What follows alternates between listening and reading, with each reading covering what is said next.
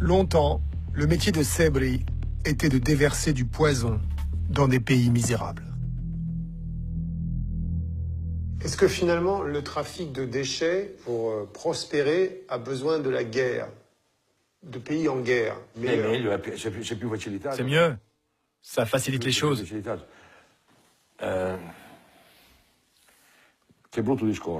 C'est cynique, mais c'est comme ça.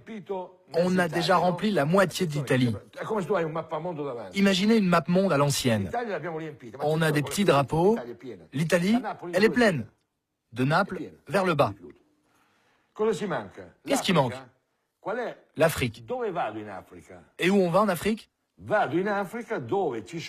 où il y a des gros problèmes. Là où la pauvreté est la pire. On va à Haïti, en Somalie, là où il y a des problèmes politiques majeurs. C'est seulement une question de business. Et c'est tout. La vie humaine, ça n'a aucune importance. Et puis un jour, à Haïti, où il est venu décharger des déchets particulièrement dangereux, Sebri a vécu une scène dont il est resté prisonnier pour toujours. Mon problème, c'est de décharger le bateau. Je suis coincé au port et ça coûte presque 2 millions de lire par jour d'être hacké. C'est cher. Plus vite je décharge, et mieux c'est. À Haïti, j'ai déchargé les containers les uns sur les autres, avec une grue.